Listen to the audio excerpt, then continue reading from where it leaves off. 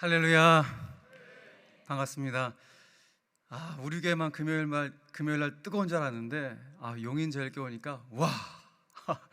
제가 와서 찬양하면서 이미 마음의 창문이 활짝 열려졌습니다. 오늘 주님께서 그야말로 우리가 방금 불렀던 찬송 가사처럼 하늘 문을 활짝 여시사 은혜의 빗줄기를 여러분 심령 가운데 우리 교회 위에, 우리 가정 위에, 우리 나라 위에 부어주시길 간절히 바랍니다.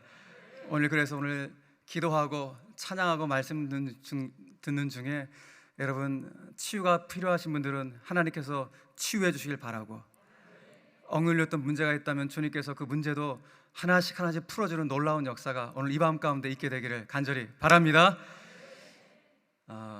용인제일교회하고 수원제일교회는 비슷한 점이 사실 많습니다. 일단 이름도 비슷하죠. 그리고 원래 같은 노예에 있어요. 수원노예 같은 노예, 정말 한 식구였는데 요즘 우리 표현을 하면 깐부교회입니다. 그 형제교회 같은 정말 가까운 교회인데, 제가 이렇게 건축하고 참 아름다운 예배당에 서서 사랑하는 교우들과 함께 말씀을 전할 수 있어서 얼마나 감사한지 모르겠습니다. 오늘 주님께서 피차 간에 은혜를 주시기를 간절히 바랍니다.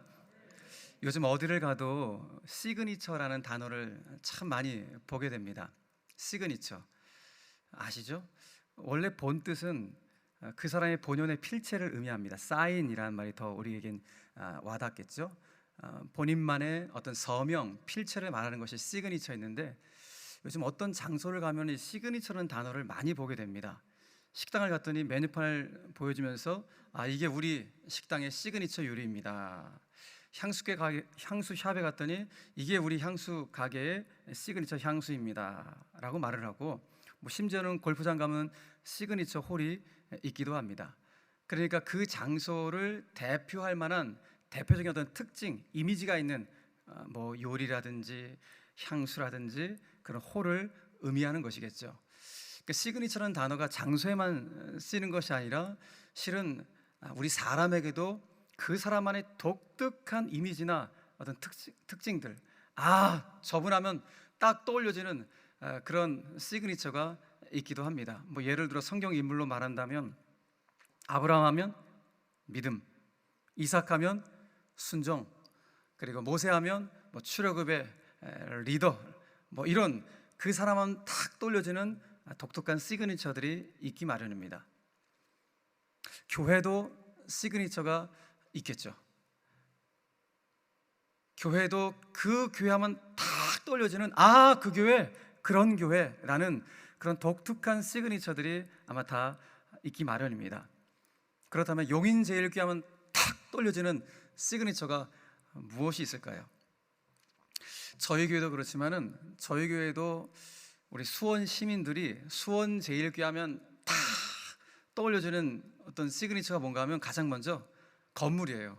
저희 교회를 아시는 분들은 아시겠지만은 정말 기가 막힌 멋진 건물로 이렇게 이루어지는 건물이다 보니까 수원시 어떤 랜드마크와 같은 그런 위치에 있습니다. 그래서 수원제일교회 하면은 저 교회, 저 예배당 있는 교회 이렇게 인식을 해요. 아마 우리 용인 시민들도 용인제일교회 하면 가장 먼저 저 멋진 교회, 저 멋진 예배당을 가지고 있는 교회, 아마 이렇게 떠올릴지 모르겠습니다. 그런데 그런 일반 믿지 않는 성도들이나 일반적으로 말하는 용인제일교회에 대한 아마 시그니처이고 특징이겠지만은, 목회자인 제가 봤을 때 용인제일교회 하면 탁 떠올려지는 대표적인 특징은 지금 여러분들이 누리는 것처럼 예배가 참 좋은 교회입니다. 예배가 너무너무 좋은 교회로 저에게는 인식이 되어 있습니다. 예배당 건물도 이렇게 아름답지만 이 예배당 안에서 예배하는 여러분들 한 사람 한 사람들이 얼마나 아름다운지, 여러분 지금 하나님이 이 시대에 정말 한 사람의 간절한 예배자를 찾으시는데, 오늘 여기서 예배하는 여러분들이 하나님이 그렇게 찾으시는 한 사람의 예배자가 되길 간절히 바랍니다. 바로 여러분들이 용인제일교회 예배하는 한 사람 한 사람들이 용인제일교회 영적 시그니처인 줄로 믿으시길 바랍니다. 그만큼 멋진 거예요. 그런데 한 걸음 더 나아가서 저는 오늘 영혼의 위로가 있는 회복 복음 전도 집회를 여러분들이 시작하시면서 용인제일교회 하면은 우리 교회 이런 영적 시그니처도 한번 더 생겼으면 좋겠다, 이런 도전이 있었으면 좋겠습니다. 어떤 시그니처? 이거는 우리 교회도 마찬가지거든요. 복음을 전하는 것, 복음을 증거하는 데 있어서 정말 기뻐하고 복음 증거의 축복이 흘러넘치는 그런 교회. 그래서 복음의 능력으로 똘똘 뭉쳐서 용인제일교회 성도하면 정말 복음의 불같은 성도들이다. 와, 저 용인제일교회 성도들하면 복음의 능력만큼 누구 따라갈 성도가 없다라고 말할 정도의 그런 복음의 불같은 성도들의 영적 시그니처가 우리 성도들 가운데 있게 되기를 간절히 바랍니다.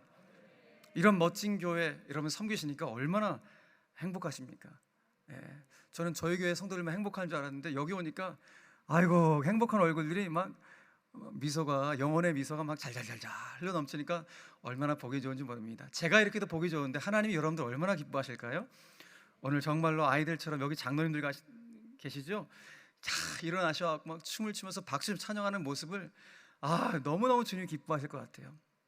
제가 부탁드립니다. 우리 장로님들, 권사님들, 주님 나라 갈 때까지 우리 이 순전한 예배자의 모습, 이 순수한 예배자의 모습을 일평생 잃어버리지 않을 수 있는 아름다운 예배자 되시기를 주님의 이름으로 축복합니다. 그래서 오늘 저는 여러분들하고 오늘 이 밤에 짧은 시간이지만은 복음 이야기, 십자가 이야기를 잠깐 나누려고 합니다.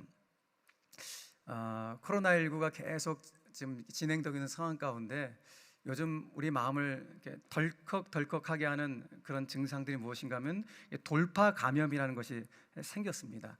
그러니까 백신 접종을 했음에도 불구하고 그 돌파가 되어갖고 다시 이제 확진에 걸리는 이런 감염을 돌파 감염이라고 합니다. 그래서 요즘 요구되어지는 것이 무엇인가 하면은 이 백신 효과를 더 촉진시키고 더 활성화시키기 위해서 일정 시간이 지나면 다시 한번 접종을 하자. 그래서 무슨 샷을 받자?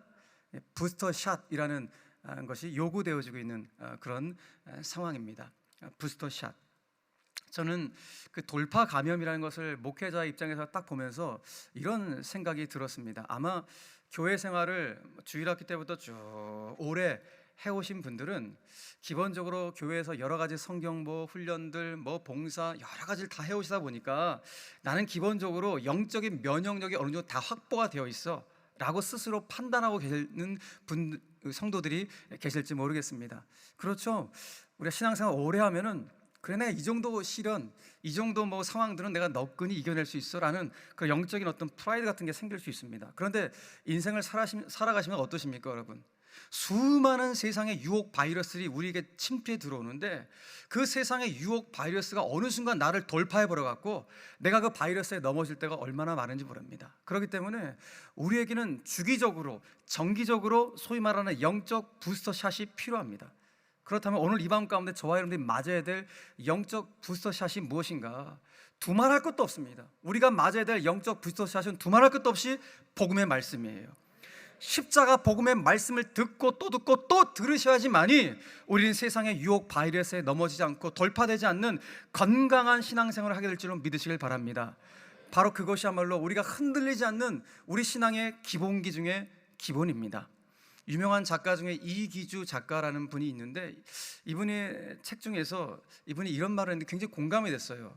이분이 하수 인생, 중수 인생, 그리고 상수, 소위 말하는 고수 인생이 어떤 인생인가 본인 나름대로 이제 이야기를 했는데 제 개인적으로 참 공감이 되더라고요. 이분은 이렇게 말을 해요. 하수 인생이 어떤 하수 인생인가?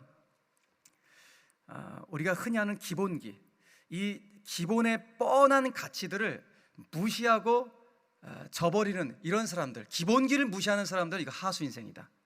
중수 인생은 어떻게든지 그 기본을 세우려고 애를 쓰고 노력하는 사람이 중수 인생이고, 그러면 상수 인생, 고수 인생은 어떤 사람이 고수 인생인가? 그 기본의 뻔한 가치를 내 것으로 완전히 삼아서 그 기본을 가지고 그 이상의 한 단계로 훨훨 날아올라 비상하는 사람, 그런 사람이 바로 상수 인생, 고수 인생이다 라고 말을 해요. 그러니까 기본의 뻔한 가치들, 어떤 사람들 그 뻔한 거 내가 다 아는데 이렇게 치부할지 모르지만 진짜 고수들은 그 기본기를 진짜 붙잡고 있다는 것이죠. 그 뻔하다는 가치, 그 뻔함의 가치를 잘 붙잡고 그걸 내 것으로 삼는 거예요. 내 것으로 삼아서 한 단계 더 올라가는 바로 그와 같은 사람들이 고수 인생이다 라고 말을 하는데 저 개인적으로 굉장히 공감이 되었습니다. 오늘 저와 여러분들이 읽은 본문의 말씀은 예수님께서 십자가에서 숨을 거두시는 장면입니다. 주일학기 때부터 너무 많이 들었던, 어떤 분들은 오늘 이 본문의 이야기를 들으면 뻔한 이야기 또 하시겠다라고 생각할지 모르겠습니다. 뻔한 이야기. 그런데 여러분, 그 뻔한 이야기 같은 복음의 이야기를 아는 것으로 그치는 것과 내 것으로 삼는 것은 완전히 차원이 다른 것입니다. 오늘 저와 여러분들은 이 복음의 이야기를 내가 일평생 들어왔던 아는 것으로, 머릿속으로 아는 것으로 그치는 것이 아니라 그 복음의 능력이 나의 것이 되길 간절히 바랍니다. 하나님의 나라는 말에 있지 않고 능력에 있기 때문에 그렇습니다. 오늘 기도하는 여러분들은 기도에 강한 용사들이신데, 기도에 강한 용사들에게 필요한 건 무엇인가? 능력이에요. 말이 아닙니다.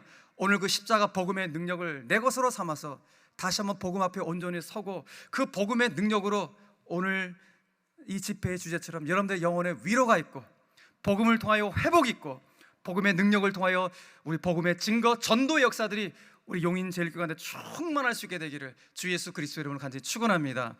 오늘 저는 여러분들하고 본문의 내용들 가지고 세 가지를 좀 묵상을 좀 하려고 합니다. 세 가지만 딱 얘기하고 저는 오늘 기도하고 마무리하려고 합니다. 그 첫 번째 내용은 무엇인가 하면, 오늘 본문에서 저는 예수님의 절규로 인해서 우리 인생의 살 길이 열렸다라는 이 묵상을 좀 하려고 합니다. 한번 따라 합시다. 예수님의 절규로 살 길이 열렸습니다. 할렐루야. 예, 오늘 이 내용만, 이 한 가지만이라도 가슴속에 새기시고 신비 가운데 새기시고 돌아가신다면 놀라운 능력 역사가 임하게 될 줄로 믿습니다.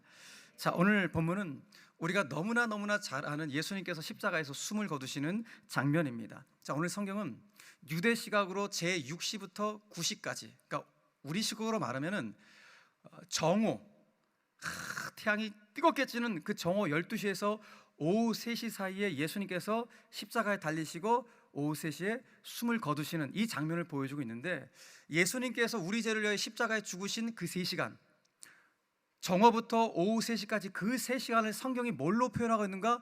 어둠이 임했다. 그 3시간을 뭘로 표현했다고요? 어둠이라고 표현하고 있다는 사실을 우리가 주목할 필요가 있는 것입니다. 오늘 성경이 말하는 그 밝고 밝은 그 대낮에 어둠이 임했다고 하는 이 어둠은 요즘 우리 식으로 말하면 미세먼지에 쌓여갖고 있는 그런 어둠이 아니라, 이 어둠은 하나님의 심정이 담긴 어둠임을 우리는 본문을 통해서 묵상해 볼 수가 있는 것입니다. 무슨 황사가 뒤덮여서 갑자기 그 대낮에 어둠이 임한 것이 아니라, 이 어둠 속에는 하나님의 심정, 하나님 아버지의 심정이 그 어둠 속에 들어있는 것을 묵상할 수가 있습니다. 제가 청년 시절 때 저희 가정도 그런 아픔이 있었지만, 아마 오늘 이 집회에 참석한 우리 성도들 가정 가운데도 자녀를 혹 먼저 떠나보낸 그런 아픔이 있는 가정이 계실지 모르겠습니다. 자녀를 먼저 떠나보낸 가정의 그 아픔은 어떻게 표현 못할 쓰라림이죠. 정말 어떻게 표현 못할, 무슨 말로 위로가 가능할까 할 정도로 정말 큰 고통과 쓰라림입니다. 교통사고로 둘째 아들을 먼저 떠나보낸 제 어미도 그러셨습니다. 그 둘째 아들 교통사고 당하고 주님 품으로 보내고 화장터에서 아들의 주검이 있는 관이 그 뜨거운 불 속으로 막 들어가는 그 순간, 차마 제 어머니는 아들이 들어있는 그 주검, 그 관을 차마 볼 수가 없어서 고개를 돌려 옆에 있는 벽을 박박 긁으셨습니다. 그 광경을 차마 볼 수가 없어서 고개를 돌려 박박 긁으셨어요. 저는 오늘 본문을 볼 때마다 제 둘째 동생의 주검이 그 뜨거운 불 속으로 들어가는 그 광경을 저희 어머니가 차마 볼 수가 없어 고개를 돌려 벽을 긁으셨던 그때의 장면이 오늘 본문을 볼 때마다 늘 생각이 납니다. 그래서 오늘 본문을 묵상할 때 주님이 이렇게 말씀하시는 것 같아요. 김 목사, 내가 너를 너무너무 사랑한다. 내가 너를 너무너무 사랑해서 내 아들을 십자가에 죽게 했어. 그런데 김 목사, 너 그거 아니? 실은 나도 내 아들이 십자가에서 그 고통을 당할 때 차마 그 고통을 나도 볼 수가 없어서 나도 고개를 돌렸단다. 내가 고개를 돌렸던 바로 그 순간, 그 땅에, 그 시간에 어둠이 임했던 것이다. 여러분, 하나님 아버지의 심정이 느껴지십니까? 십자가에 못 박힌 그 아들의 고통을 차마 볼 수가 없어서 고개를 돌리시고 잠시 세상에 어둠을 주셨던 하나님 아버지의 심정, 저와 여러분들을 빛의 자녀로 삼기 위해서 빛이신 당신의 아들에게 흑암의 형벌을 내리신 하나님 아버지의 그 심정, 이게 복음입니다. 이 복음의 간격이 우리 가운데 충만하게 될 때 우리의 신앙은 깊이가 있어지고 성숙해지고 자라갈 수 있게 되는 것이죠. 여러분, 분명 이 아버지는 당신의 아들 예수 그리스도를 분명히 구해줄 수 있고 고통을 경감해줄 수 있는 그런 전능하신 하나님이십니다. 그런데 하나님은 그렇게 하실 수가 없습니다. 왜냐하면 저와 여러분들의 죄와 형벌을 당신의 아들이 짊어져야만 했기 때문입니다. 우리의 구원을 위해서라면 당신의 아들이 그 모든 우리의 저주와 형벌을 다 짊어졌기 때문에 당신의 아들의 그 아픔을 경감시킬 수가 없었던 것입니다. 이게 아버지 하나님의 마음이에요. 그러면 그 십자가에 직접 달리신 아들 예수 그리스도의 심정은 어떠했을까요? 아들 예수 그리스도는 마치 아버지로부터 버림받았다는 그런 마음, 아버지 왜 저를 버리셨습니까? 이런 마음이 들 정도의 가혹한 고통을 십자가에서 받으십니다. 그래서 내 아버지께, 아버지 내 고통을 좀 제발 좀 경감시켜 주세요. 나 조금이라도 고통을 좀 약화시켜 주세요. 이렇게 말하고 싶었지만 예수님도 그렇게 할 수 없다는 사실을 당신이 너무 잘 아십니다. 왜요? 저와 여러분들의 죄를 씻기 위해서는, 우리를 구원하시기 위해서는 당신이 직접 십자가에 달리셔야 한다는 사실을 당신도 아시기 때문에 그렇습니다. 왜냐하면 그렇기 때문에 오늘 예수님께서 십자가에서 외치셨던 엘리 엘리 라마 사박다니, 나의 하나님 나의 하나님 어찌하여 나를 버리셨나이까 라는 예수님의 이 외침은 실은 오늘 여기 있는 저와 여러분들이 우리들이 절규했어야 될 그 절규인데, 예수님이 나 대신 그 십자가에서 절규하셨던 은혜의 외침이었던 것입니다. 여러분, 그렇기 때문에 예수님이 나 대신 외치셨던 이 절규를 묵상할 때마다 북받쳐 오르는 감격이, 내 영혼의 감사가 넘쳐나게 됩니다. 특별히 지금 우리는 이 중에 남몰래 나 혼자만 삼키고 있는 그 절규를 가지고 있는 성도들이 계실 것입니다. 내 부모도 모르고 내 남편, 내 아내도 모르고 나만 가지고 있는 절규, 나 혼자 끙끙끙 앓고 있는 그 절규가 있는 그런 성도들도 계실지 모르겠습니다. 그런데 오늘 주님은 여러분들 혼자 끙끙끙 앓고 있는 그 절규조차도 주님이 오늘 아시기에, 오늘 주님은 여전히 지금도 나 대신 절규해 주시고 나의 그 절규의 문제를 여전히 도와주기를 원하시는 분이 우리 주님임을 내가 안다면, 오늘도 우리는 우리의 영혼 깊은 곳에서부터 치밀어 오르는 감사가 있게 되는 것입니다. 무엇보다도 예수님께서 그 십자가에서 나의 죄를 위하여 씻겨주심으로 말미암아, 나를 구원해 주심으로 말미암아 이제는 더 이상 우리에게 인간 대제사장이라는 매개자가 필요 없이 직접 우리가 하나님의 보좌 앞으로 나아갈 수 있게 됐다는 사실이 얼마나 감사한지 모릅니다. 구약시대 때 얼마나 번거로운지 몰라요. 반드시 인간 대제사장을 매개자로 해서 하나님 아버지, 그것도 1년에 한 번밖에 죄사함 받을 시간이 없었는데 이제는 우리 괜찮습니다. 언제든지 주님의 보좌 앞으로 나아갈 수 있는 이 길이 열렸으니 이게 얼마나 감사한 일입니까? 여러분, 성경을 보십시오. 성경은 예수님께서 오늘 숨을 거두시자 그 성소의 휘장이 위에부터 아래까지 가운데가 쫙 갈라져 둘이 되었다라고 성경은 말씀합니다. 이게 얼마나 은혜가 되는지 몰라요. 성소에는 두 군데로 나눠져 있죠. 지성소와 성소로 나눠져 있습니다. 성소의 안쪽인 지성소에는 하나님의 거룩한 임재를 상징하는 법궤가 놓여져 있습니다. 그 법궤 안에 지성소에는 어느 누구도 들어갈 수가 없죠. 그래서 감히 들어갈 수 없어서 지성소와 성소 사이에는 휘장, 소위 말하는 커튼이 치어져 있습니다. 그 휘장을 열 수 있는 사람은 1년에 딱 한 번, 오직 대제사장만이 그 휘장을 열고 들어갈 수가 있습니다. 그렇기 때문에 하나님 아버지로부터 우리의 죄사함을 받기 위해서는 구약시대 때는 인간 매개자 대제사장을 통해서만이 죄사함을 받을 수가 있게 되었다는 것이죠. 그런데 오늘 예수님께서 숨을 거두시는 바로 그 순간 성소의 휘장이 찢어진 것입니다. 성경은 말합니다. 그 성소의 휘장은 다른 것이 아니라 예수의 육신이라고. 예수의 육신이 찢어짐으로 말미암아, 그 찢어져 피를 흘리심으로 말미암아 이제 우리의 죄가 예수님의 그 십자가 앞에 씻김 받게 되면, 그 예수의 보혈을 우리가 믿기만 하면 하나님의 은혜의 보좌 앞으로 담대히 나아간 그 영광과 그 은혜를 누릴 수 있게 됐다고 성경은 말씀하고 있으니 이게 얼마나 감사한 일입니까? 할렐루야. 그럼 여러분, 오늘 마음껏 기도하십시오. 직접 은혜의 보좌 앞으로 나아갈 수 있게 된 것입니다. 진짜 우리에게 살 길이 열려진 것입니다. 놀라운 살 길이 열려지게 된 것입니다. 어떤 좌절이 있으십니까? 어떤 절망이 있으십니까? 오늘 여러분들 가운데 어떤 기도의 제목이 있습니까? 십자가 앞에 내려놓으십시오. 그 십자가가 우리에게 진짜 살 길입니다. 주님이 반드시 우리 인생의 길을 열어주실 것입니다. 그 주님은 길을 만드시는 분이고 길을 여시고 우리의 인생 가운데 함께 하시는, 동행하시는 분인 줄 믿으시길 바랍니다. 진짜 살 길이 열려져서 히브리서 기자는 그 살 길을 이렇게 표현하고 있습니다. 히브리서 10장 19절 이하의 말씀 보니까 이렇게 말씀하죠. 그러므로 형제들아, 우리가 예수의 피를 힘입어 성소에 들어갈 담력을 얻었나니 그 길은 우리를 위하여 희장 가운데로 열어놓으신 새로운 살 길이다. 새로운 살 길이 열렸다. 휘장 곧 그의 육체니라.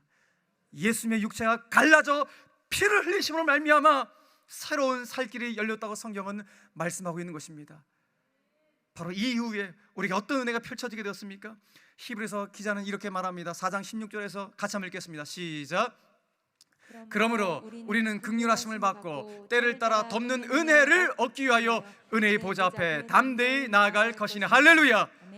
예, 언제든지, every day, every time, 언제든지예요. 하나님의 은혜의 도움을 얻기 위해서 언제든지 그 은혜의 보좌 앞으로 나아갈 수 있는 놀라운 은혜가 우리 가운데 펼쳐지게 되었다는 것입니다. 여러분, 무엇 때문에 우리에게 이런 살 길이 열려지게 된 것입니까? 다른 것이 아닙니다. 우리 죄를 위해 외치신 예수님의 절규 때문입니다. 우리 죄를 위해 흘리신 십자가의 보혈 때문입니다. 그러니 그 한량없는 은혜를 생각할 때마다, 그 한량없는 은혜를 생각할 때마다 북받쳐 오르는 감격이 있고, 그 한량없는 은혜를 생각할 때마다 주님, 내가 그 은혜 어떻게 보답할 수 있을까요? 제가 그 은혜 어떻게 보답할 수 있을까요? 주님, 제가 그 길을 따라가겠습니다. 주님 가신 길을 나도 따라가겠습니다는 사명을, 그 신자의 본질적인 사명을 다시 한번 붙잡게 되는 것입니다. 어느 대학교 화장실에 가니까, 지금이야 제가 대학생들 화장실이 어떤지 모르지만 저 때만 해도, 제가 대학을 다닐 때만 해도 대학교 화장실에 낙서가 굉장히 많았습니다. 어느 대학교 화장실에 화장실 벽면에 이런 낙서가 쓰여져 있습니다. 예수님이 좋은 걸 어떻게 해요? 라고 낙서가 쓰여져 있었습니다. 그러니까 아마도 그 학교에 뭐 크리스찬 동아리라든지 예수 믿는 그리스도인이 예수님이 좋은 걸 어떻게 하라가 막 낙서를 착 한 것 같습니다. 그런데 얼마 후에 예수님이 좋은 걸 어떻게 해요? 라는 그 글자에 마치 막 돌멩이라도 던진 듯한 그런 심정이었는지 모르지만 그 옆에다 더 크게 어떤 글자가 하나 써 있는 것입니다. 어떤 글자인가? 예수가 그렇게 좋으면 너도 예수와 함께 십자가 죽어버려. 이런 글자가 써 있는 거예요. 그래? 예수가 좋아? 그럼 너도 예수처럼 십자가에서 죽어. 이런 글자가 더 크게 그 벽면에 쓰여져 있었다는 것입니다. 그러니까 아마도 이것은 기독교인을 조롱하는 기독교인들이 조롱하기 위해서 또 이렇게 썼지 않았을까 추측이 되어집니다. 그런데 그 안티 기독교인들이 썼을지 모를 그 글자를 자세히 곱씹어서 생각해 보면 한편으로는 그 글자가 우리 기독교의 핵심을 관통하고 있다는 사실을 보게 됩니다. 예수가 그렇게 좋아? 그럼 너도 십자가에서 죽어. 이게 기독교의 복음이에요. 예수가 그렇게 좋으면 십자가에서 내가 나 자신이 죽어야 되는데, 나를 부인해야 되는데, 예수를 그렇게 좋다라고 말하는 우리 그리스도인들이 우리 안에는 자존심이 그렇게 살아날 때가 얼마나 많은지 모릅니다. 여러분, 예수님이 그렇게 좋으십니까? 주님은 그래서 나 정말 좋아해? 그 제자들 가운데 말을 하는 거예요. 마태복음 16장 24절에서 예수께서 제자들에게 이르시되, 불신자들에게 말한 게 아니라 예수께서 제자들에게 이르시되, 누구든지 나를 따라오려거든 자기를 부인하고, 너 죽고 자기를 부인하고 자기 십자가를 지고 나를 따를 것이니라. 예수가 정말 그렇게 좋다면 너 십자가에서 나와 함께 죽자. 마치 사도 바울의 고백처럼 내가 그리스도와 함께 십자가에 못 박혔나니 그런즉 이제는 내가 사는 것이 아니요 오직 내 안에 그리스도께서 사시는 것이라. 이 진짜 고백이 우리 가운데 있어야 되는데, 어느 순간 예수가 좋다고 말을 하는데 내 삶의 모습은 여전히 죽지 않고 있는, 바울은 나는 날마다 죽노라, 나는 날마다 자기 부인한다고 고백하지만 여전히 우리의 안에 있는 자존심은 여전히 살아있는 그 엇박자의 모습을 우리가 보일 때가 얼마나 많은지 모릅니다. 사랑하는 성도 여러분, 오늘 주님 말씀하십니다. 그 십자가 같이 따르자. 왜 그렇게 말씀하십니까? 그 십자가의 길에 영원한 살 길이 있기 때문에 그렇습니다. 진짜 살 길이 그 십자가 복음 외에는 없기 때문에 너 아무리 힘들어도 그 좁은 길이어도 나와 함께 걸어가자라고 주님 말씀하고 있는 것이죠. 사랑하는 성도 여러분, 용인제일교회 우리 사랑하는 성도 여러분, 우리 한순간도 잊지 맙시다. 예수님의 그 절규 때문에, 나 대신 외치신 그 예수님의 절규 때문에 내가 지금 이 순간 참 평화를 누리며 예배를 드릴 수 있다는 사실을 믿으시길 바랍니다. 예수님이 흘리신 그 십자가의 보혈 때문에 나에게 영원한 살 길이 열려지겠다는 사실을 한순간도 잊지 않을 수 있는 저와 여러분들이 되기를 간절히 바랍니다. 여러분 아멘이십니까? 여러분 이 사실을 우리가 진짜 믿는다면 우리 평생에 이 평화의 복음을, 이 사랑의 복음을, 여러분 이 세상 정말 미움과 증오의 악다구니가 가득한 이 세상 가운데 우리가 전파하고 우리가 노래하지 않으시겠습니까? 그분 안에 생명의 은혜가 있음을, 그분 안에 참 평화가 있음을, 그분이야말로 우리 인생의 삶의 이유가 되심을 정말 미움과 증오의 악당으로 가득한 이 세상 가운데 전할 수 있는 우리 모두가 되기를 간절히 바랍니다. 여러분 요즘 돈잔치로 많이 세상이 시끄럽죠. 막 요즘에는 막 수백억 수천억 원이 막 너무 쉽게 쓰고 툭툭 튀어나오는 그런 시대인 것 같아요. 여러분 결코 그 부러워하지 마십시오. 그 돈잔치 어느 순간 다 부끄러움으로 끝날 것입니다. 살 길이 아닙니다. 그 길은 살 길이 아닙니다. 우리의 평범한 삶이라 할지라도 예수가 내 안에 있으면, 그 십자가 복음을 붙잡는다면 우리에게는 정말 행복한 삶의 길이 열리는 것이고 능력의 길이 열리는 것이고 우리가 붙잡아야 될 사명 붙잡고 진짜 가치 있는 인생을 살아가게 될 줄로 믿으시길 바랍니다. 그래서 진짜 예수 믿는 사람들은 예 주님, 제 생명보다 저에게 주신 사명이 더 귀합니다. 이 시대 가운데 주님 저에게 주신 이 사명 내가 붙잡고 그 표대를 향하여 걸어가는 인생 되길 원합니다. 그것이 무엇을 통해 나오는가? 십자가를 발견한 사람들, 그 십자가 속에 진짜 살 길이 있다는 사실을 발견한 사람들이야말로 내 인생의 사명이 무엇인지를 걸어가게 되고, 그 세상 사람들 돈잔치 하나도 부러워하지 않아요. 하나도 부러워하지 않아요. 아멘 소리 너무 작으신데요. 하나도 그 돈잔치 안 부러워요. 네, 진짜죠. 왜냐하면 우리에게 복음이 있기 때문입니다. 그 복음을 붙잡는 교회가 용인제일교회고, 교회가 세워지고 지금까지 그 복음으로 세워진 용인제일교회가 주님 오시는 그날까지 그 복음의 영광을 증거할 수 있는 영광스러운 믿음의 교회가 되길 간절히 바랍니다. 복음을 노래하십시오. 마치 이사야 선지자가 이렇게 노래했던 것처럼 말입니다. 이사야서 53장 5절에서 이사야는 이렇게 노래합니다. 그가 찔림은 우리의 허물 때문이요 그가 상함은 우리의 죄악 때문이라. 그가 징계를 받음으로 우리는 무엇을 누렸습니까? 평화를 누리고 그가 채찍에 맞은 우리는 나음을 치유함을 받았도다. 여러분 이사야의 이 노래가 여러분의 평생의 노래 신앙 고백이 되길 간절히 바랍니다.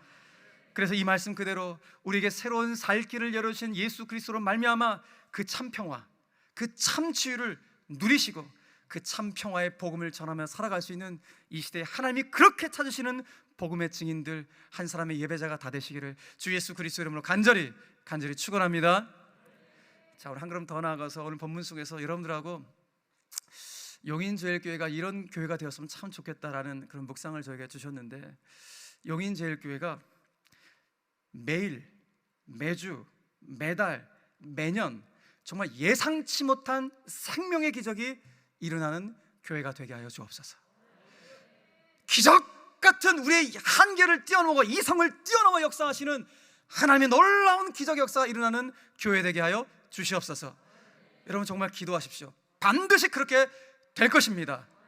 우리 임병선 목사님 그렇게 사용하실 것이고, 우리 장로님들을 그렇게 사용하실 것이고, 기도의 어머니 우리 권사님들을, 우리 모든 성도들을 그 기적의 도구로 사용하실 줄로 믿으시길 바랍니다. 아멘. 여러분 가을이 깊어가고 있습니다. 가을하면 생각나는 것이 딱 이미지가 뭐 청명한 높은 가을 하늘, 그리고 울긋불긋 물드는 단풍, 또 풍성한 가을 들판이 딱 떠올려지는 깊은 가을입니다.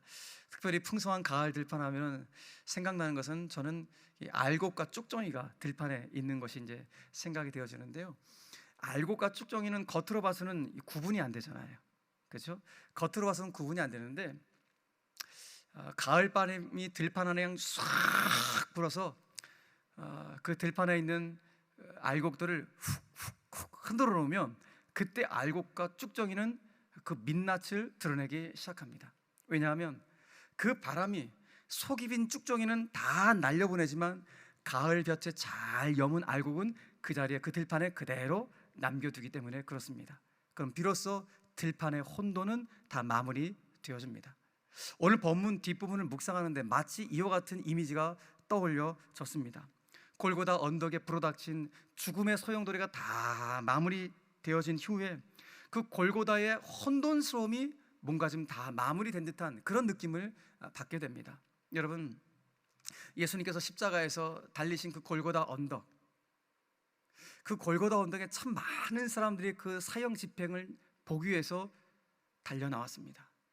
한편에서는 예수님이 십자가 죽음을 먹고 막 우는 사람도 있었겠지만 대부분의 사람들은 아이고 저 신성모독한 저 예수 잘 죽였다 하면서 막 환호성을 질러대는 그런 사람들이 대부분이었을 것입니다. 그야말로 혼돈 그 자체입니다. 그런데 사형 집행이 끝난 후 십자가 밑에 혼돈이 어느 정도 정리가 된 듯한 느낌입니다. 왜냐하면 십자가 밑에 있던 군중들이 마치 속이 빈 쭉정이처럼 어느 순간 사라지기 시작하기 때문에 그렇습니다. 그런데 그 밑에 있던 사람들이 다 떠나간 것은 아니었습니다. 마치 가을볕에 잘 여문 알곡처럼 그 십자가 밑에 남아있던 사람들도 있었습니다. 자, 그렇다면 십자가 밑에 남아있던 사람들은 누구였을까요? 우리의 상식으로는 아유 목사님 당연하죠. 예수님과 3년 동안 동고동락했던 12명의 제자들이 당연히 남아있겠죠. 이렇게 우리는 상식적으로 생각할 것입니다. 그런데 웬걸 그 12명의 제자는 얼굴은 컵배기도 보이지 않고 정말 예상치도 못했던 엉뚱한 사람들, 정말 한 번도 생각하지 못했던 사람들이 그 십자가 밑에 남아있는 것입니다. 그들이 누구였을까요? 먼저 오늘 본문은 그 사람들 중에 한 명이 백부장이라고 우리에게 설명해주고 있습니다. 예수님께서 십자가에 숨을 거두신 이후에 그 십자가 밑에 로마 군병 한 100명 정도를 거느리고 있었던 로마의 장교 백부장이 있었습니다. 그 로마의 백부장이 예수님께서 숨지시는 장면을 보고 오늘 이런 고백을 했다는 것이 너무 놀라운 거예요. 오늘 보면 39절 말씀 보니까 자 보십시오. 같이 읽겠습니다. 시작. 예수를 향하여 섰던 백부장이 그렇게 숨지심을 보고 이르되 이 사람은 진실로 하나님의 아들이었도다 하더라. 아멘. 자, 로마의 백부장이 예수님을 향하여서 이 사람이야말로 진실로 하나님의 아들이었다라는 고백을 했다는 거예요. 여러분, 이 고백이 너무 놀라운 거예요. 사실 이 백부장이 예수님의 사형 집행을 직접 진두지휘했던 사형 집행관이었는지 아니면은 그냥 예수에 대해서 늘 호감을 갖고 있어갖고 예수가 죽는다는 소식 들으니까 아이고 어떡하냐 한번 보러 가야겠다 이렇게 안타까워 달려왔던 사람이었는지 그건 전혀 알 수 없지만 적어도 오늘 이 이방인 장교가 예수님을 향하여서 예수님이야말로 하나님의 아들이었다고 고백하는 게 너무 충격적인 거예요. 왜 그렇습니까? 여러분, 지금 하나님의 아들이라는 것은 무슨 의미입니까? 사람의 아들이 사람이듯이 하나님의 아들은 하나님이에요. 그러니까 이방인의 장교가 예수를 향하여서 예수야말로 하나님이십니다라고 고백하고 있다는 사실이 너무 충격적인 것입니다. 여러분, 오늘 우리 이 고백을 하고 있는 이방인 백부장을 향해 두 가지 메시지를 먼저 캐치해야 되는 거예요. 첫 번째는 오늘 본문에 의거한다면 예수님의 십자가 죽음 이후에 가장 먼저 신앙의 세계로 들어온 사람이 누구라는 거예요? 이방인이에요. 이방인 백부장이에요. 예수님 십자가에 죽자마자 가장 먼저 신앙의 세계로 들어온 사람은 유대인도 아니고 제자들도 아니고 이방인 로마의 백부장임을 성경이 말씀하고 있다는 것입니다. 뭘 말합니까? 하나님의 구원이 예수님의 십자가로 말미암아 드디어 유대인이라는 한계를 뛰어넘어 이방인으로 확장되고 있는 것을 이 구원의 역사를 우리에게 보여주고 있는 것이죠. 또 하나의 메시지가 무엇인가 하면은 우리가 흔히 사람들 향해 아이고 저분 믿음 좋아요, 참 믿음 좋네 이런 이야기 많이 하는데 여러분 오늘 본문 보니까 믿음이 좋다고 하는 것은 때때로 오늘 이 백부장처럼 와 정말 예상치 못한 사람들을 통하여서 믿음 좋다는 것이 나타날 수 있구나 라는 것을 확인해 보게 되는 것입니다. 여러분, 그동안 우리는 성경 속에서 믿음 좋을 거라고 생각했던 사람들은 누구였습니까? 예수님과 3년 동안 동고동락했던 예수님의 12명의 제자들이 믿음 좋은 사람들이라고 우리는 생각을 했을 거예요. 그런데 그들은 코빼기도 보이지 않습니다. 도리어 이방인 백부장이 예수님의 십자가 고난과 죽음에 가장 가까운 자리에서 믿음을 드러내고 있는 거예요. 정말 예상치 못했던, 어느 누구도 예상치 못했던 바로 그 백부장이 예수님이 하나님이라는 놀라운 믿음을 고백하고 있다는 것이 얼마나 이게 충격적인 사실이 아닌지 모르겠습니다. 사실 여러분, 이런 삶의 고백들이 여전히 우리 주변에도 지금 일어나고 있는 것을 보게 돼요. 정말 예상치 못한 사람들이 예수 믿는 케이스들. 여러분, 새생명 축제하면서 그거 놓고 기도하고 있는 거 아니에요? 정말 예상치 못했던 성도들이 주님 만나게 하시고 우리 교회를 통해 건강한 신앙생활 하여 주시옵소서, 이 고백을 여러분 기도하셔야 될 거 아니겠습니까? 그래서 새생명 축제 준비하시면서 하나님, 우리의 생각을 뛰어넘어서 아이고 저분 예수 안 믿을 것 같았는데 그런 분이 주님 품으로 돌아와서 완벽하게 변화되는 놀라운 역사 있게 하여 주시옵소서. 이것이 여러분들의 기도의 제목이 되길 간절히 바랍니다. 가끔 가다가 제가 목회자 수련회나 세미나를 통해서 우리 선배 목사님들의 강의를 들을 때가 있습니다. 한 목사님이 목회자 세미나 때 본인이 목회를 수십 년 동안 해오시면서 깜짝 놀랄 만한 일들이 굉장히 많았는데 그 중에서 가장 깜짝 놀랄 때가 언제였는가를 말씀하시는데, 본인이 봤을 때도 그러고 사모님이 봤을 때도, 그리고 모든 성도들이 봤을 때도 아이고 저분은 믿음 너무 좋다, 믿음 너무 좋다, 이렇게 모든 사람이 평가했던 분이었는데 그분이 어느 순간 완전 돌변을 해서 교회 안에서 마귀짓을 할 때 충격을 넘어서 너무너무 깜짝 놀란 거예요. 모든 사람들이 믿음 좋다고 했던 그분이 완전 돌변을 해서 교회 안에서 마귀짓을 할 때 너무 충격을 받은 거예요. 근데 반면에 또 깜짝 놀란 케이스가 있었어요. 어떤 사람은 늘 교회를 향해 삿대질을 하고 막 적대시하고 막 교회를 향해 컴플레인을 하고 이랬던 사람, 이랬던 사람이 어느 순간 교회에 들어와갖고 한번 예배를 드리더니 말씀 생활하고 사람이 서서히 변화되고 막 성장하는 그 모습 보는 거예요. 그럼 어느 순간 교회 직분도 받게 되는 그런 모습 보면서 목사님이 너무너무 깜짝 놀라는 거예요. 그러면서 정의했던 게 무엇인가 하면은, 마귀는 사람을 변질시키지만 하나님은 사람을 변화시키는구나, 이 사실을 정말 너무나 적실하게 깨달았다는 거예요. 변질되는 사람이 있고 변화되는 사람이 있다는 것이죠. 여러분, 그렇습니다. 예수 믿으면 진짜 변화가 되는 거예요. 최근에 동성애 문제가 심각하니까 이 동성애 문제의 심각성을 연구하면서 반기독교 세력들과의 사상전의 최전방에서 지금 어떤 지식인으로서의 영적 전쟁을 치르고 있는 한 분이 계십니다. 여러분 아시는 분 계시겠지만 울산대학교 법학과 이정원 교수라고 있어요. 이분은 여러분 보시면 알겠지만 이 머리카락이 없으세요. 그도 그럴 것이 이분이 원래 동국대학교 불교학과 출신이거든요. 동국대학교 불교학과 2학년 재학 중에 출가를 해서 조계종 승려가 됐어요. 그래서 군대도 군종 법사로 근무했어요. 우리 식으로 군종 장교죠. 군종 법사로 근무를 하고 심지어 몇 년 전까지만 해도 한국 교회를 무너뜨리는 것을 사명으로 알고 있는 종교자유정책연구원이라는 소위 종자연의 핵심 브레인으로 일했던 사람이 이종훈 교수예요. 이 사람은 맨날 생각하니 어떻게 하면 한국교회 무너뜨릴까, 어떻게 하면 한국교회 문을 닫게 할까, 이것을 늘 연구했던 사람이 이종훈 교수예요. 그런데 이 사람이 마치 사도 바울처럼 완전히 순식간에 변화가 되어갖고 회심을 한 거예요. 예수를 믿어서 그 다음부터는 오히려 반기독교 세력과의 사상전 싸움의 최전방에서 믿음의 지식인으로서 역할을 헌신하고 있는 그런 일들을 지금 감당하고 있는 것입니다. 여러분, 어떤 누가 이종훈 교수가 예수 믿을 거라 상상을 했겠습니까?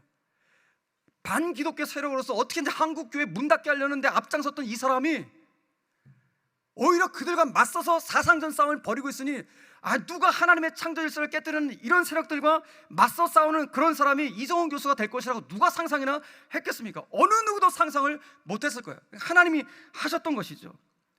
마치 바울과 같은 사람이죠. 바울도 여러분 폭력의 돌을 들고 예수 믿는 사람들 때려잡으려고 했던 사람 아니에요. 하나님의 교회를 진멸하고 잔멸시켰던 사람이 사도 바울 아닙니까? 그런데 그가 예수 믿어요. 어느 누가 바울이 예수 믿고 상상을 했겠습니까? 근데 그가 예수를 믿어 완전히 변화되어서 그의 복음을 통하여서 유대인뿐만 아니라 이방인 전 세계 열방을 향하여서 하나님의 복음의 비밀이 지금 우리 가운데 전해지는 놀라운 역사가 있게 된 거 아니겠습니까? 그러니까 하나님이 하신 거예요.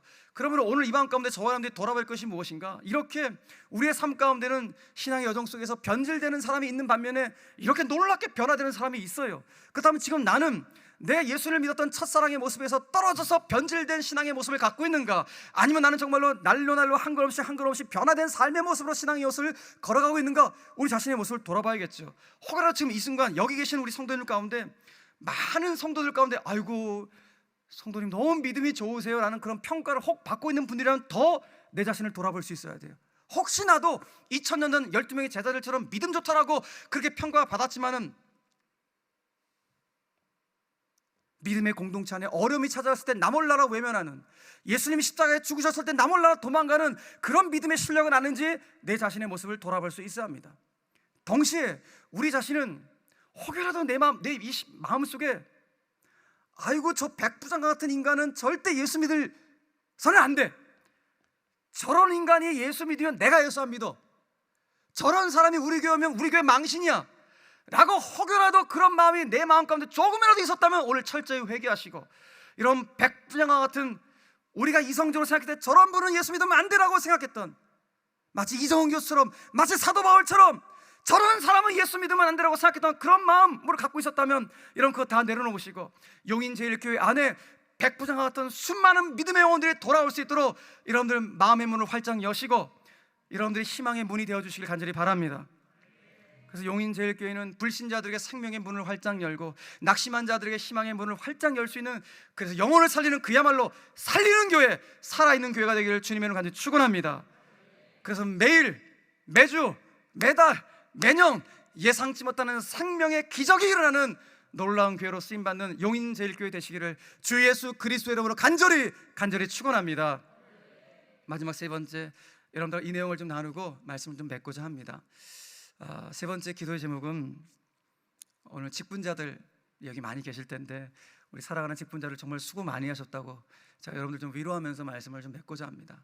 특별히 직분자들 이왕 섬기시는 거 교회 안에서 구석진 일들을 마다치 않는 그런 직분자들을 되시면 어떨까, 그런 제 마음의 소원을 우리 사랑하는 우리 장로님들, 권사님들, 모든 직분자들 가운데 좀 드리고 싶습니다. 오늘 마가복음의 저자인 마가는 예수님이 숨을 거두시는 그 순간 십자가 밑에 또 다른 부류의 사람들이 있음을 우리에게 전해주고 있습니다.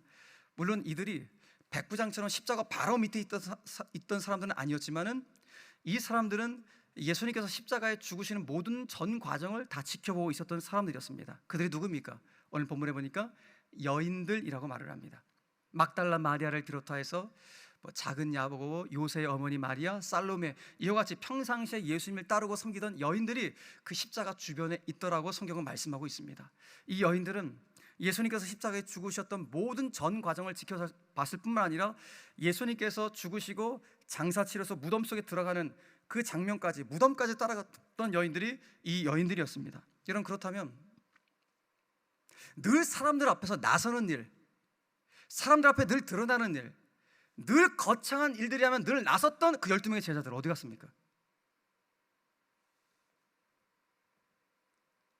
이 여인들은 남들이 안아주건 말건, 소위 말하는 남들이 허드렛 일이라고 생각하는 그 일들조차도 하면서 예수님을 섬기며 따랐던 여인들, 이 여인들은 끝까지 주님의 십자가 밑에 함께 있는데 늘 드러나는 일, 사람들 앞에서 거창한 일들이 하면 항상 앞장섰던 그 사람, 그 제자들 더 어디 갔을까요?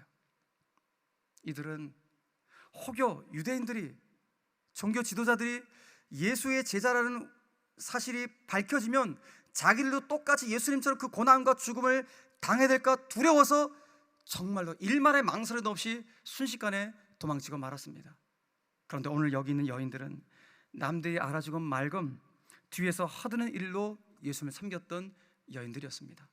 아마 이 자리에는 용인절교 성도들도 이 여인들과 같은 신실한 그런 여인들이 참 많이 계시죠. 누가 알아주건 말건, 누가 보건 말건 그저 뒤에서 교회를 위해서 묵묵히 충성, 봉사, 헌신하는 그 여인들이 계시는 줄로 압니다. 이런 분들은 헌신을 해도 입과 말로 헌신하고 봉사하지 않죠. 이런 분들은 입과 말로 하지 않고 진짜 전심으로, 마음과 몸으로 헌신을 하십니다.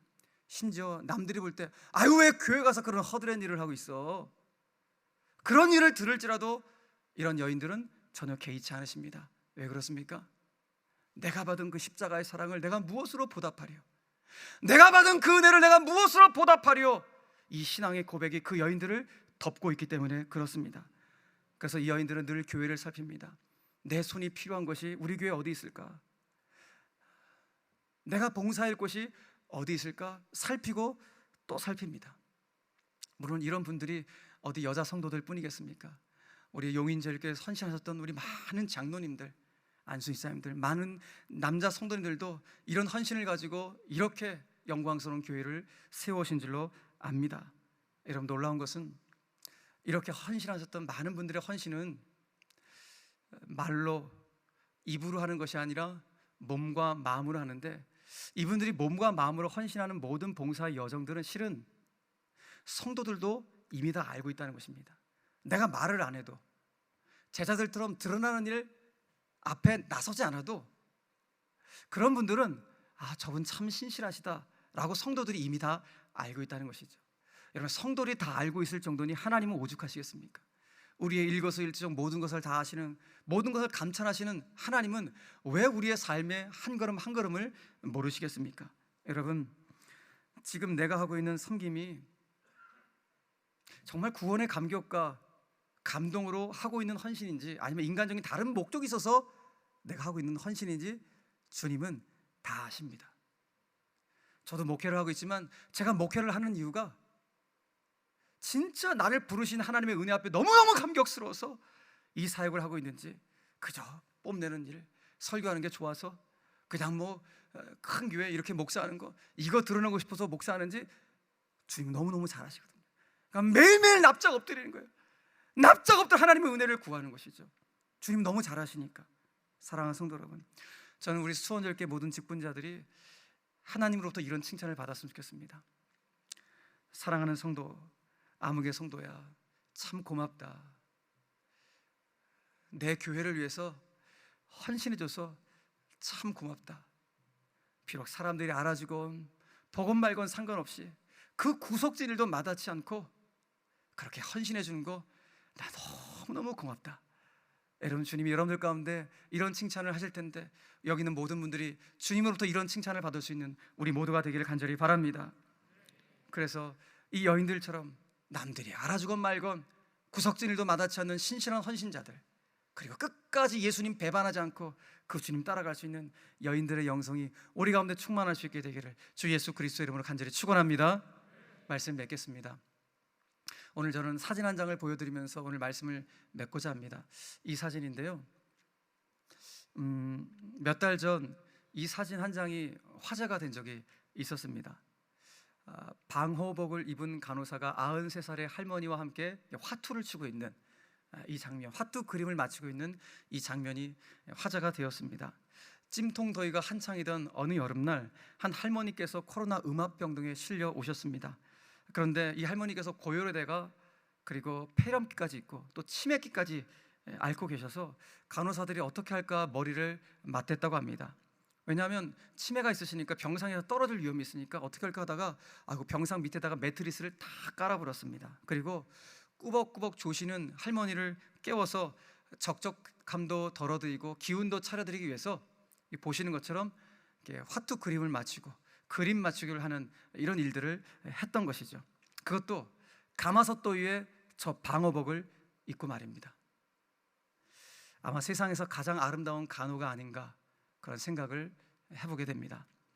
저는 저 간호사분이 그리스도인인지 아닌지 잘은 모르겠지만 우리 믿는 이들 역시 여러분 이렇게 누군가의 축복이 되어줄 수 있다면, 우리 그리스도인들이 누군가의 설당이 되어주고 누군가의 기댈 언덕이 되어줄 수 있다면, 여러분 지금 나 자신뿐만 아니라 우리가 사는 이 세상 더 아름다운 세상 되지 않을까요?